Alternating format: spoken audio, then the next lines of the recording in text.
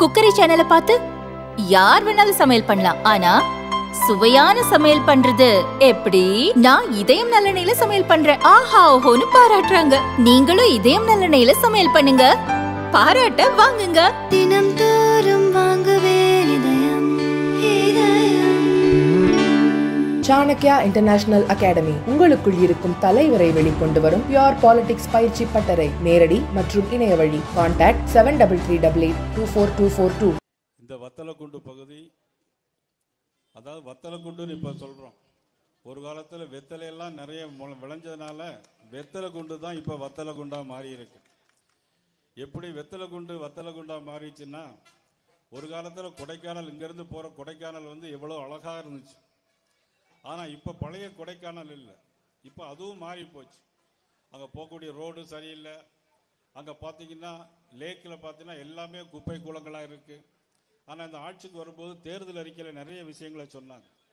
கொடைக்கானலே மருத்துவசே இல்லை, அங்கே பல்நோக்கு மருத்துவமனை கட்டுறேன்னு சொன்னாங்க. ஆனால் இது வரைக்கும் செஞ்சாங்களா? இது வரைக்கும் அந்த செய்யலை. ஆனால் கொடைக்கானல் போடுறதுக்கு பாஸுங்கிற ஒன்று போட்டு யாருமே கொடைக்கானலுக்கு போக முடியாத அளவுக்கு ஒரு பாடுபடுத்திட்டாங்க. ஆனால் முதலமைச்சர் மட்டும் தேர்தல் முடிஞ்சோடனே குடும்பத்தோடு போய் அங்கே போய் உட்கார்ந்து இருக்கிறாங்க. ஆனால் மற்றவங்களுக்கெல்லாம் பாஸு, ஆனால் முதலுக்கு மட்டும் ஒரு பாஸுங்க இல்லை. ஆனால் அவ்வளோ தூரம் அங்கே கொடைக்கானலில் உள்ள சுற்றுச்சூழல் மிகவும் பாதிக்கப்பட்டிருக்கு. ஒரு மோசமான ஒரு சூழ்நிலை இருக்குது. பல கிராமங்களில் பஸ் வசதி இல்லை, குடிநீர் வசதி இல்லை. ஆக எல்லாமே இல்லாமல் ஒரு சூழ்நிலை மிகவும் மோசமான இருக்கு. ஆனால் அதுக்கு முன்னாடி அண்ணன் இபிஎஸ் அவர்கள் முதலமைச்சராக இருந்தாங்க, அண்ணன் சீனிவாசன் அமைச்சராக இருந்தாங்க, அண்ணன் விஸ்வநாதன் அவர்கள் அமைச்சராக இருந்தாங்க. அப்போ பார்த்தோம், திண்டுக்கல்லேருந்து எல்லா இடங்களையும் பார்த்தீங்கன்னா எல்லாம் அதிமுக ஆட்சி காலத்தில் கட்டப்பட்ட கட்டிடங்களை தவிர இப்பொழுது இந்த 4.5 வருஷத்தில் எந்த குடிநீர் வசதிகளும் எந்த திட்டங்களும் இதுவரைக்கும் இல்லை. ஆனால் எம்எல்ஏக்கள் என்ன செய்யறாங்கன்னா, எல்லாரும் கோபாலபுரத்தில் துதிப்பாட்டக்கூடிய எம்எல்ஏக்களாக இருக்கிறாங்க. துணை முதலமைச்சர் உதயநிதி ஸ்டாலின் அவர்கள் இதே ஊருக்கு வர்றாங்க. 74 வயசு எம்எல்ஏ காலில் விழுந்து கும்பிடுறாங்க. இதுதான் இன்னைக்கு திராவிட முன்னேற்ற கழகத்தினுடைய ஒரு ஆட்சியாக இருக்கிறது. ஆனால் இன்னைக்கு இந்த ஆட்சி யாருக்காக நடைபெறுகிறது? அம்மா புரட்சித் தலைவர் அம்மா அவர்கள் இருக்கும்போது சொன்னாங்க, ஒரு குடும்பம் வாழ்வதா தனி மனிதன் சாவதா அப்படின்னு அம்மா அவர்கள் ஒரு பாராளுமன்ற தேர்தல் ஒரு பாட்டையே பாடினாங்க.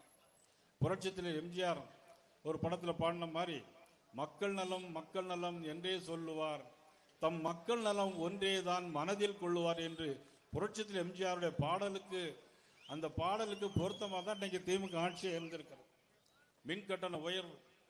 மின்கட்டண உயர்வு மட்டுமல்ல, 2 மாசத்துக்கு ஒரு தடவை மின் கட்டணத்தை எடுக்கிறது, ஒரே மாசத்துல நாங்கள் பில் போடுவோம்னு சொன்னாங்க.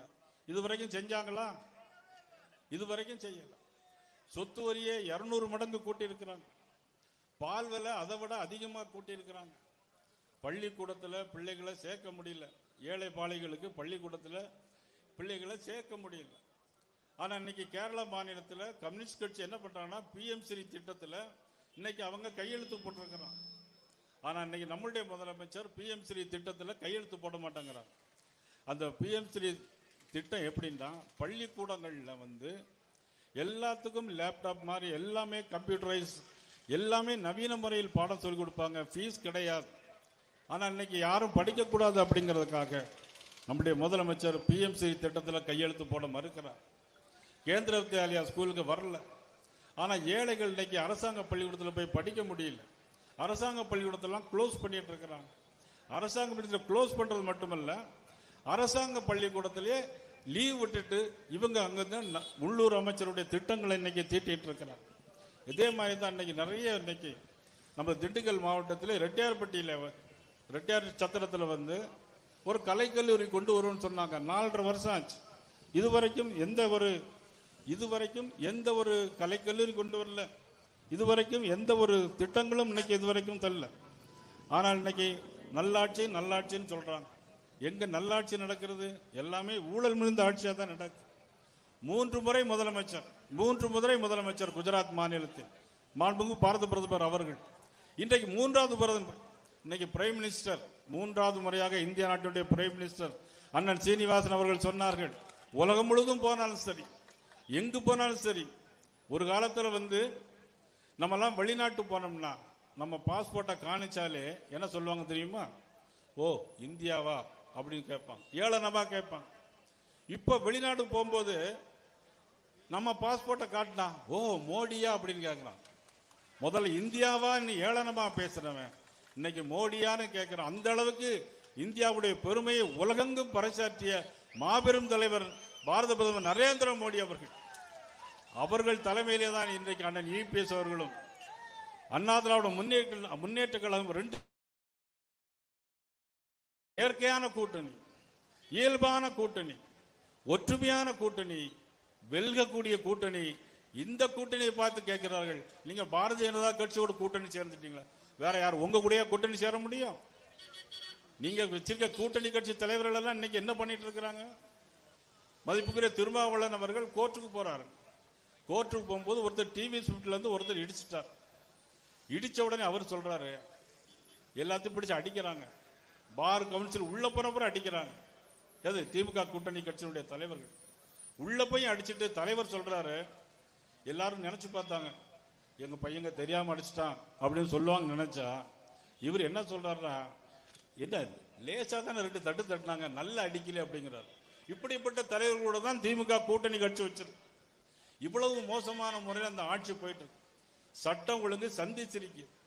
பள்ளிக்கூடத்துக்கு முன்னாலே கஞ்சா விற்கிறாங்க. கஞ்சா, பெத்தமட்டின் போன்ற நவீன பொருட்களை எல்லாம் வச்சு விற்கிறாங்க, போதைப் பொருட்கள். இவ்வளவு மோசமான ஒரு ஆட்சி. திண்டுக்கல் மக்களுடைய உள்ள குமரல் எல்லாம் இப்ப பாத்தீங்க.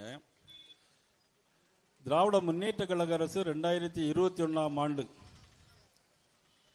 ஆட்சிக்கு வருவதற்கு முன்னால ஒரு தேர்தல் அறிக்கையை சொன்னாங்க. இதே இந்த திண்டுக்கல் மாவட்டத்திற்கு ஒரு தேர்தல் அறிக்கை. அண்ணன் விஸ்வநாதன் அவர்களும் அண்ணன் சீனிவாசன் அவர்களும் இருக்கிறார்கள். அவர்களெல்லாம் நீங்க வெற்றி பெற வைத்தீர்கள். நிலக்கோட்டை தேன்மொழியும் வெற்றி பெற வைத்தீர்கள். ஆனால் வருகிற தேர்தலில் அனைத்து மாவட்டங்களில் மட்டுமல்ல, அனைத்து சட்டமன்றங்களிலும் தேசிய ஜனநாயக கூட்டணி நிச்சயமாக வெல்லும். நிச்சயமாக ஆட்சி மாற்றம் ஏற்படும். அண்ணன் இபிஎஸ் அவர்கள் முதலமைச்சராக நிச்சயமாக வருவார்கள் என்பதை நேரத்தில் தெரிவித்துக் கொண்டு, திண்டுக்கல் மாவட்டத்தில் தேர்தல் அறிக்கை என்னென்னலாம் சொன்னார்கள் என்பதை நான் படிக்கிறேன். திண்டுக்கல் மாவட்டம் ஒட்டன்சத்திரம், ஆத்தூர், நத்தம், நிலைக்கோட்டை, தொப்பம்பட்டி ஆகிய இடங்களில் அரசு கலை அறிவியல் கல்லூரி தொடங்கப்படும். தொடங்கினார்களா? லட்சுமணப்பட்டியில் குடகநாட்டின் குறுக்கே அணை கட்டி வேடசந்தூர் பகுதியில் நீர்ப்பாசன வசதிகளை பெருக்க நடவடிக்கைகள் எடுக்கப்படும். எடுத்தார்களா? குடகநாட்டின் குறுக்கே ஓர் அணை கட்டி குஜிலியம்பாறை ஆகிய ஊர்களில் நீர்ப்பாசன வசதியை பெருக்க நடவடிக்கை எடுக்கப்படும். என்ன எடுத்தாங்களே? எடுக்கல. பழனி தொகுதியில் பச்சையாற்றில் ஒரு அணை கட்டி பழனி மற்றும் தொப்பம்பட்டி ஒன்றியங்களில் நீர்ப்பாசன வசதிகளை பெருக்க நடவடிக்கை எடுக்கப்படும். எங்க அணை கட்டியிருக்காங்களா? இதுவரைக்கும் அணை கட்டல். குண்டாறு கூட்டு குடிநீர் திட்டம் கொடைக்கானலுக்கு விரிவுபடுத்த முயற்சிகள் மேற்கொள்ளப்படும். குண்டாறு கூட்டு குடிநீர் திட்டம் கொடைக்கானலுக்கு வந்திருக்கிறதா? இதுவரைக்கும் வரல. சின்னாளப்பட்டியில் ஒரு ஜவுளி பூங்காவும் சாயக்கழிவு நீர் சுத்திகரிப்பு நிலையமும் அமைக்கப்படும். சின்னாளப்பட்டியில் சுத்திகரிப்பு நிலையம் அமைச்சிருக்கிறார்களா? காவிரி கூட்டு குடிநீர் திட்டம் ரெட்டியார் சத்திரம், ஒட்டன் சத்திரம், தொப்பம்பட்டி, வேடன் சத்தூர் ஆகிய 4 ஊர்களுக்கு விரிவுபடுத்தப்படும். இதுவரைக்கும் பண்ணியிருக்கிறார்களா? இதுவரைக்கும் 4 ஆண்டு ஆட்சியில் இதுவரைக்கும் பண்ணவில்லை. ஆனால் அவர்கள் என்ன கேட்கிறார்கள் என்று சொன்னால், பாரத பிரதமர் தமிழ்நாட்டிற்கு என்ன செய்தார்கள் என்று கேட்கிறார்கள். ஆனால் இதுவரையிலும் தமிழ்நாட்டிற்கு பாரத பிரதமர் நரேந்திர மோடி அவர்கள் 14 லட்சம் கோடி ரூபாயை தமிழ்நாட்டிற்கு தந்திருக்கிறார்கள். அதிலும் குறிப்பாக நமது திண்டுக்கல் மாவட்டத்திற்கு இன்றைக்கு அவர்கள் கொடுத்திருப்பது, நமக்கு திண்டுக்கல் பழனி பஞ்சாமிர்தத்திற்கு புவிசார் குறியீடு வாங்கி தந்திருக்கிறார்கள். பழனி பஞ்சாமிர்தத்திற்கு புவிசார் குறியீடு வாங்கி தந்திருக்கிறார்கள். அது மட்டுமல்ல, பொள்ளாச்சி டு பழனிக்கு 62 கிலோமீட்டர் ரயிலுக்கு எலக்ட்ரிக்கல் ஸ்டேஷன் பண்ணியிருக்கிறாங்க. பழனி ரயில்வே ஸ்டேஷனுக்கு 95 லட்சம் ரூபாய்க்கு மத்திய அரசு கொடுத்திருக்கிறது. பாரத பிரதமர் நரேந்திர மோடி அவர்கள் கொடுத்திருக்கிறார்கள். ஒட்டன்சத்திரம் ரயில் நிலையத்திற்கு 35 லட்சம் ரூபாய் கொடுத்திருக்கிறார்கள். திண்டுக்கல் ரயில் நிலையத்திற்கு லிப்ட் போடுவதற்கு 1.25 கோடி ரூபாய் கொடுத்திருக்க. லிப்ட் போடுவதற்கு, வயதானவர்கள் ஏசி போவதற்கு லிப்ட் போடுவதற்கு 1.25 கோடி ரூபாய் கொடுத்திருக்கிறார்கள். அங்குள்ள ரூம்களுக்கு சரி பார்க்க 65 லட்சம் ரூபாய் கொடுத்திருக்கிறார்கள். இதையெல்லாம் கொடுத்தது பாரத பிரதமர் நரேந்திர மோடி அவர்கள். அது மட்டுமல்ல, தமிழ்நாட்டிற்கு இன்னைக்கு திண்டுக்கல் மாவட்டத்தில் ஒரு மருத்துவக் கல்லூரி வந்திருக்கிறது. யார் வாங்கி கொடுத்தது? அண்ணன் இபிஎஸ் அவர்கள் வாங்கி கொடுத்தார்கள். அண்ணன் எடப்பாடி அவர்கள் வாங்கி கொடுத்தார்கள். யாரிடம்? பாரத பிரதமர் நரேந்திர மோடி அவர்கள் கொடுத்தது. 11 மருத்துவக் கல்லூரிகள் தமிழ்நாடு முழுவதும். இந்த 4 ஆண்டு கால ஆட்சியில் ஏதேனும் ஒரு மருத்துவக் கல்லூரி வந்திருக்கிறதா? யார் சிறந்த முதலமைச்சர்? இதைதான் சிந்தித்து பார்க்க வேண்டும். பெரியகுளம் டு தேனி, தேனி டு குமுளி 415 கோடி ரூபாய்க்கு சாலைகள் போடப்பட்டிருக்கிறார். துவரங்குறிச்சியிலிருந்து அண்ணன் நத்தவசுநாதன் ஊர் கோபாலப்பட்டி வழியாக மதுரைக்கு மேம்பாலம் 500 கோடி ரூபாய். அண்ணனுக்கு சாட்சி. 500 கோடி ரூபாயில் பாலங்கள். இதே திண்டுக்கல் மாவட்டத்தில் துவரங்குறிச்சி டு மதுரை அந்த ரோட்டில் 500 கோடி ரூபாய்க்கு பாலம்.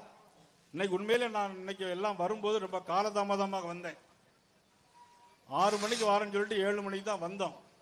அதுக்கெல்லாம் உங்கள்கிட்ட மன்னிப்பு கேட்டுக்கிறேன். நமது இந்திய குடியரசு துணைத் தலைவரை வந்தாங்க, அண்ணன் சீனிவாசன் அவர்கள் பேசினார்கள். இன்னைக்கு ஒரு தமிழனை இந்திய நாட்டுடைய துணை ஜனாதிபதி ஆக்கியது நமது தமிழகத்திற்கே பெருமை என்று அண்ணன் பேசினார்கள். ஆளுநராக ஆக்கினார்கள், இந்திய நாட்டில் துணை ஜனாதிபதியாக ஆக்கியிருக்கிறார்கள். இதெல்லாம் ஒரு சாதாரண விஷயமா? நீங்கள் தயவுசெய்து அதெல்லாம் சிந்தித்து பார்க்க வேண்டும். என்னெல்லாம் சொன்னார்கள்? 40 மலிவு விலை மருந்து கடைகள், மத்திய அரசுடைய 40 மலிவு விலை மருந்து கடைகளை தந்தது பாரத பிரதமர் நரேந்திர மோடி அவர்கள். அது மட்டுமல்ல, ஆட்சிக்கு வரும்போது என்னெல்லாம் சொன்னார்கள்? நாங்கள் ஆட்சி பொறுப்பேற்று முதல் நாளிலே நீட் தேர்வை ரத்து செய்வோம் என்று சொன்னார்கள். 5 ஆண்டுகள் ஆகிவிட்டது. நீட் தேர்வு ரத்து செய்தார்களா? இதுவரையிலும் இல்லை. பொய்யை சொல்லியே ஆட்சிக்கு வந்திருக்கிறார்கள். மதுக்கடைகள் எண்ணிக்கை குறைப்போம் என்று சொன்னார்கள். ஆனால் டாஸ்மாகில் இன்னைக்கு அவர்கள் இன்னைக்கு என்ன தெரியுமா, 750 கோடி ரூபாய்க்கு டார்கெட் வைத்திருக்கிறார். மதுக்கடைகளை குறைப்போம் என்று சொல்லிவிட்டு ஒவ்வொரு ஆண்டும் ரிவ்யூ மீட்டிங் போடுறாங்க. என்ன ரிவ்யூ மீட்டிங் என்ன போடுறாங்கன்னா, அடுத்த டார்கெட் எவ்வளவு சேல்ஸ் அதிகமாக்கலாம் அப்படின்னு சொல்லி 600 கோடி ரூபாய் டார்கெட் வச்சு 209 கோடி ரூபாய்க்கு டார்கெட் போட்டிருக்கிறாங்க. ஆனா இன்னைக்கு எந்த டார்கெட்டை விவசாய மக்கள் மத்தியில் காட்டியிருக்காங்களா? டெல்டா பகுதியில் அண்ணன் தம்பி முருகானந்த் அங்கே இருக்கார். அவரோடு 2 தினங்களுக்கு முன்பாக நாங்கள் போனோம். எங்கேயுமே தனியார், எல்லாமே தனியார் கொள்முதல் நிலையங்கள். அந்த வாடகை யார் கொடுக்கணும்னா விவசாயிகள் கொடுக்கணும். சரி, அப்படியே வர வேண்டும் என்று சொன்னால் 1 ரூபாய்க்கு 1 கிலோ நெல்லுக்கு 1 ரூபாய் கமிஷன். ஒரு மூட்டைக்கு 42 ரூபாய் விவசாயி கொடுத்தால்தான் முடியும். 6,30,000 ஏக்கர் பயிர் செய்தார்கள் ஜூன் மாதம் 1ஆம் தேதி. முதலமைச்சருக்கு தெரியும். ஆனால் மாதம் 5ஆம் தேதி அறுவடை முடிய வேண்டும். அறுவடை முடிவதற்கு கொள்முதல் பண்ணவில்லை. மழையும் பெய்தது. எல்லா நெல்களும் முளைத்து விட்டது. இன்னைக்கு தஞ்சை டெல்டா பகுதியினுடைய விவசாயிகள் அவ்வளவு பேர் இன்னைக்கு மிக சோகமான ஒரு சூழ்நிலையில் இருந்து கொண்டிருக்கிறார்கள். சட்டம் ஒழுங்கு சரி இருக்கிறதா? இல்லை. எங்கு பார்த்தாலும் போதைப் பொருள் விற்பனை. ஆனால் கரூரில் ஒரு சம்பவம் நடந்தது. 41 பேர் இறந்து போனார்கள். 41 பேர் இறந்த சம்பவம் உலகையே உலுக்கிய. முதலமைச்சர் உடனடியாக வருகிறார். இரவோடு இரவாக போஸ்ட்மார்ட்டம் பண்ணப்படுகிறது. யாரை காப்பாற்றுவதற்காக? திமுகவை சேர்ந்த தவறு செய்தவர்களை காப்பாற்றியிருக்காங்க. தமிழக வெற்றி கழகத்துடைய தலைவர் அவர் பேருந்திலே வருகிறார். வந்து நின்னவுடனே பேச ஆரம்பிக்கிறார். 10 ரூபாய் பாட்டில் 10 ரூபாய் பாட்டில் அப்படின்னு ஒரு பாட்டு பாடுறார். 10 ரூபாய் பாட்டில் என்னன்னு தெரியுங்களா உங்களுக்கு? 10 ரூபாய் பாட்டில் என்னது? யாரு? 10 ரூபாய் பாட்டில்னு பாட்டு பாடுறாங்க. உடனே செருப்பு கலத்தி வீசுறாங்க. கரண்ட் ஆஃப் பண்றாங்க. லத்தி சார்ஜ் பண்ணுது. 10 வயது குழந்தை, 3 வயது குழந்தை எல்லோருமே எல்லோருடைய காலில் நசுங்கி விழுந்து சாகக்கூடிய ஒரு கொடூரமான சம்பவம் ஒரு ஆட்சியிலே நடைபெற்று என்று சொன்னால் அது திராவிட முன்னேற்ற கழக அரசு. இந்த அரசு வீட்டுக்கு அனுப்பப்பட வேண்டும். கரூரில் மட்டுமா? கள்ளக்குறிச்சியில் 65 பேர் செத்தார்கள். கரூருக்கு போன முதலமைச்சருடைய கால்கள் கள்ளக்குறிச்சி போகவில்லை. ஏன் என்று கேட்டால் சாராயம் குடித்து செத்து போனார். ஆனால் சாராயம் குடித்து செத்து போனால் அதற்கு 10 லட்சம் ரூபாய் கொடுக்கிறார்கள். இப்படிதான் இந்த ஆட்சி நடைபெற்று வந்து கொண்டிருக்கிறது. இந்த ஆட்சி வீட்டுக்கு அனுப்பப்பட வேண்டும் என்பதற்காகத்தான் உருவாக்கப்பட்ட மாபெரும் ஒரு கூட்டணி, தேசிய ஜனநாயக கூட்டணி, அண்ணன் எடப்பாடியார் அவருடைய தலைமையிலே ஏற்படுத்தப்பட்ட கூட்டணி நிச்சயமாக வெல்லக்கூடிய கூட்டணியாக அமையும். ஆனா இப்பொழுது ஒரு முதலமைச்சர் ஒரு ஒரு பேச்சு பேசிட்டு இருக்காங்க. சார் சார் சார்னா எந்த சார்? அவருக்கு தெரிஞ்ச சார் எல்லாம் அண்ணா பல்கலைக்கழகத்தில் பெண்ணை தனியா கூட்டிட்டு போய் ஒரு ஆள்கிட்ட பேசுங்க, அந்த சார் பேசுறாருன்னு சொன்ன அந்த சாரா? ஆனா சார்னா எப்பொழுதுமே திமுகவுக்கு ஒரு பயம் இருந்துக்காதான் செய்யுது. அந்த சார்னாலும் ஒரு பயம்தான், அது சிபிஐல கேஸ் வழக்கில் இருக்கு. ஆனா இந்த சார்னாலும் வாக்கெடுப்பு எதற்காக எடுக்கிறார்கள்? காங்கிரஸ் ஆட்சி காலத்திலே 10 முறை வாக்கெடுப்பு நடத்தப்பட்டிருக்கிறது, நேரு காலத்திலிருந்து நடத்தப்பட்டிருக்கிறது. ஆனால் ஏன் என்று சொன்னால் வங்கதேசத்திலிருந்து ஊடுருவி வருகிறார்கள். வங்கதேசத்திலிருந்து நமது இந்தியாவிற்கு ஊடுருவி வந்து இங்கேயே போலி ரேஷன் கார்டு, போலி அடையாள அட்டை எல்லாம் வாங்கிட்டு தீவிரவாத செயலில் ஈடுபடுறாங்க. நமது கரூரில் கூட சமயத்தில் நமது மத்திய போலீசார் வந்து கைது பண்ணிட்டு போனாங்க. அவ்வளவு தீவிரவாதிகள் ஊடுருகிறார்கள். அதற்காகத்தான் சிஏஏ சட்டம் கொண்டு வந்தது. அதனால் இஸ்லாமியர்களுக்கெல்லாம் பாதுகாப்பு இல்லை என்று சொன்னார். சிஏஏ சட்டம் கொண்டு வந்து எத்தனை ஆண்டுகளானது? ஒரு இஸ்லாமியருக்காவது ஏதாவது பாதிப்பு ஏற்பட்டிருக்கிறதா? ஆனால் பிரித்தாளுகின்ற சூழ்ச்சியை ஸ்டாலின் அவர்கள் செய்து கொண்டிருக்கிறார்கள். அது மட்டுமல்ல, ஒவ்வொரு முறையும் இன்னைக்கு தோல்வி பயம் வந்திருக்கிறது. ஒவ்வொரு முறையும் இதே மாதிரி ஏதாவது ஒரு காரியம் சொல்லுவார், இல்லைன்னா டீலிமிட்டேஷன் பண்றார்கள், பாராளுமன்றத்துடைய எண்ணிக்கையை குறைக்கிறார்கள் என்றெல்லாம் இப்படி சொல்லுவார்கள். எல்லாமே காரணம் இது பயிர் பிரச்சனை, குடிநீர் பிரச்சனை, சட்டம் ஒழுங்கு பிரச்சனை, பள்ளிக்கரணை ஊழல் வேற நடந்து கொண்டிருக்கிறது. இதையெல்லாம் திமுகவுடைய தோல்விக்கான அறிகுறிகளாக காட்டப்படுகிறது. இதுதான் அனைத்து இந்திய அண்ணா திராவிட முன்னேற்ற கழகத்தை உருவாக்கிய தலைவர் புரட்சித் தலைவர் எம்ஜிஆர் அவர்கள். வாழ்ந்தவர் கோடி, மறைந்தவர் கோடி, மக்கள் மனதில் வாழ்கின்ற மாபெரும் தலைவர் புரட்சித் தலைவர் எம்ஜிஆர் உருவாக்கிய அற்புதமான இயக்கம். அதே மாதிரி பாரதிய ஜனதா கட்சி, ஜனசங்கம் உருவாக்கிய கட்சி. ஆர்எஸ்எஸ் என்று சொல்கிறார்கள். ஆர்எஸ்எஸ் 100 ஆண்டு காலம் ஆகிவிட்டது. ஒரு அற்புதமான இயக்கம். இந்த நாடு ஒருமைப்பட வேண்டும், தேச நலனுக்காக இருக்கின்ற இயக்கம். அப்பேற்பட்ட இயக்கத்தில் வந்த பாரதிய ஜனதா கட்சியும், அனைத்து இந்திய அண்ணா திராவிட முன்னேற்ற கழகமும், தமிழ் மாநில காங்கிரசும், தம்பி தலைமையிலான ஃபாரூக் பிள்ளை கட்சி, திருமாறன் கட்சியும் மற்றும் பாரிவேந்தர் கட்சியும், புதிய நீதி கட்சி, ஜான் பாண்டியன் அவர்களுடைய தலைமையிலான கட்சி இன்னைக்கு அற்புதமான ஒரு கூட்டணியாக உருவெடுத்து விஸ்வரூபம் எடுத்திருக்கிறது. எந்த சூழ்நிலையிலும் 2026 ஆட்சி மாற்றம் உறுதி. அண்ணன் எடப்பாடி அவர்கள் தலைமையில் ஆட்சி மாற்றம் வரும் என்ற நேரத்திலே சொல்லி இந்த வாய்ப்பினை தந்த அத்தனை பேருக்கும், திண்டுக்கல் மாவட்ட மக்கள் அத்தனை பேருக்கும் என மனமார்ந்த நெஞ்சார்ந்த நன்றியை தெரிவித்து மீண்டும் சந்திப்போம், ஒன்றுபடுவோம், வெல்வோம். நன்றி, வணக்கம்.